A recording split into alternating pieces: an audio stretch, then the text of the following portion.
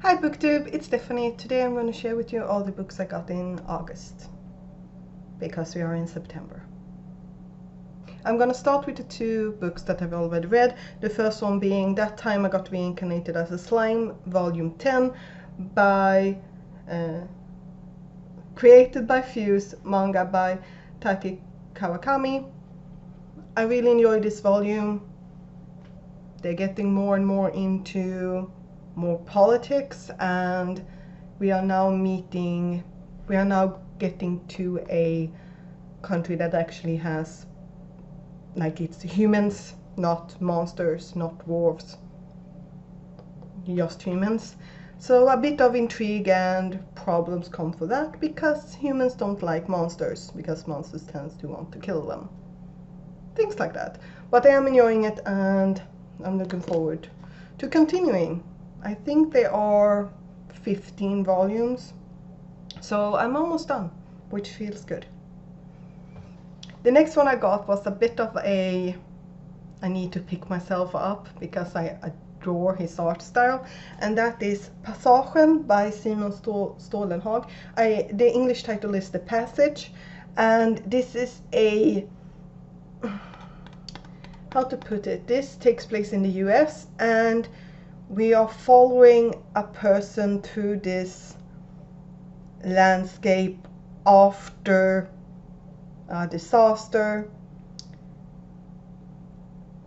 to get to a city to escape,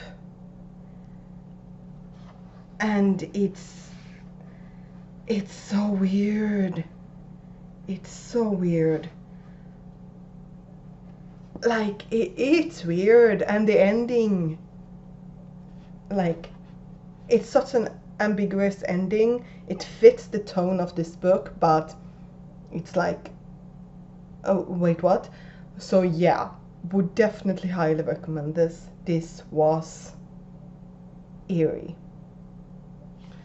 So the next book I have was another one that I have been eyeing for a while, but the one who basically made me go, oh, I need to get this now, was Scott from Book Invasion, because he can't shut up about this, and that is Velocity Weapon by Megan E.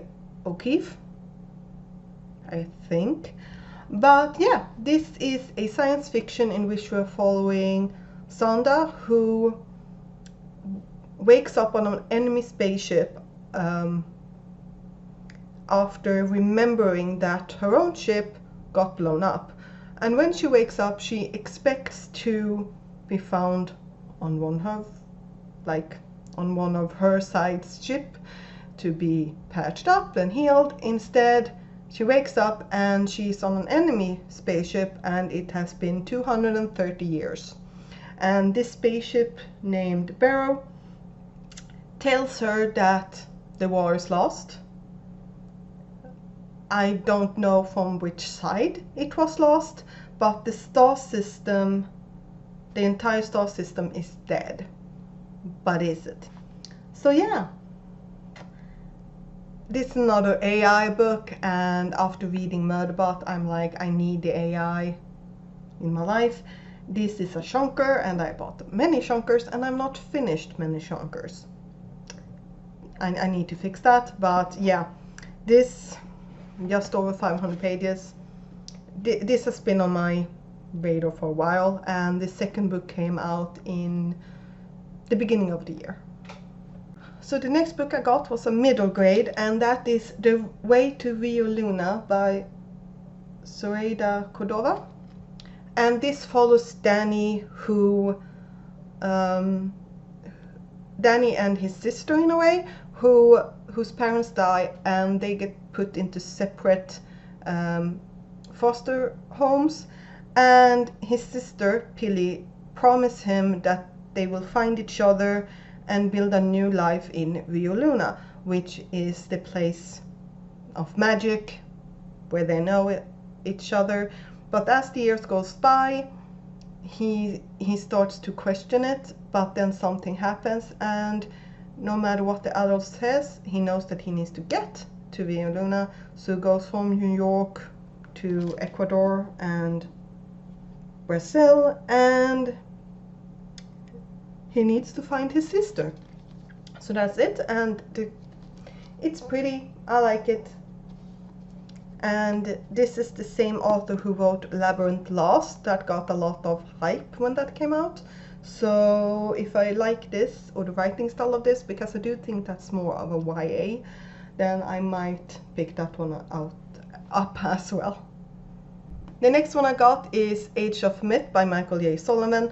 This one takes place in a world in which humankind are worshipping these gods that they call Frey, and they are definitely a separate species. They are invincible, immortal, yada yada yada.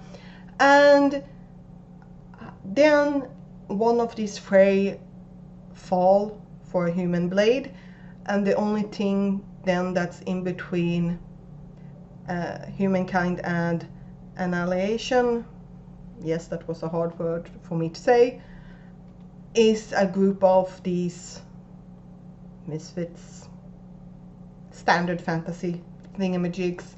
I really enjoyed the last two sentences of this. The age of myth is over. The time of rebellion has begun. So yeah, this is another one that I've heard a lot about. This is one of those weird, like, taller mass market paperbacks. It's a weird shape for it, but yeah, here it is. And yeah, we'll see what I think about it, as with everything. So my last physical book for today is The Extraordinaries by T.J. Klune, and this one is about a person named Nick, here, who lives in a world, well, they all live in a world which have superpowers. They are called the Extraordinaries, and Nick is a normal person who writes fan fiction about these extraordinaries, and then he decides that he wants to become one. And Seth, his best friend, who he also has a crush on, gets pulled in somehow. I remember that I saw a book trailer for this, but I can't recall if I actually did or if I saw it for some other book. But this one I'm excited for. So yeah, this is my last physical book. That was way too long of an outro for this book. Meh. And now that sounds scripted. It was not. So those are 6 physical books, and I'm refilming this part because I just remembered that I do have one more, but I will get that after I'm talking about the ebook I got. And the ebook I got was Storm Song by C.L. Pollock. This is the sequel to Witchmark, and I have not really looked up anything about what Storm Song is about. I can just say that that was not an ending for Witchmark. It sounds way more dramatic when I say that, but that was not an ending. That was, there should have been one more chapter. Just putting it out there. The only thing I do know about Storm Song is that we are following Mal's sister Grace. That's it. I don't know anything else, and I'm gonna stay at that level.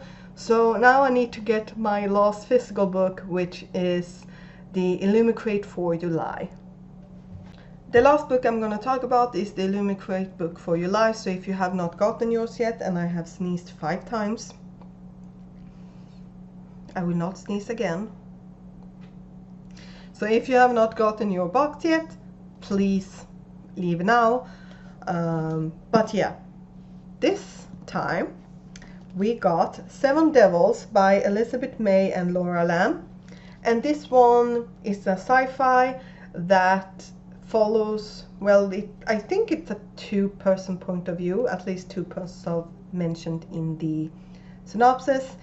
The first one being Ares, who has faked to death because she does not want to be the heir to this oppressing empire, and she joins the resistance. And we're also following Chloe, who is a pilot in the resistance, and she has to obviously work together with her mortal enemy, this former princess, and after getting some extra information from some fugitives, they need to work from the inside to dismantle this empire, because now Iris' brother is the heir to the empire. That was a butchered attempt on the synopsis. This I have been looking forward to. I was not the biggest fan of the other cover that they have, so I absolutely love this. I felt like it looked like a movie cover or a gaming cover, and it was fine. I was gonna get it, but I have to say, I like this. And can I just say this? To see people go when they do unboxings, they go, I have no idea, I have not heard about this book. I'm like, I've been looking forward to it since I learned about it in January. Why? But yeah, this one I'm really happy for, and once I figured this book out, I got really excited. So yeah, this one was a happy one. That sounds weird, actually. So those are the books that I got in August. Did you get any books in August, or are you slightly better than me? I'll see you next time. Bye.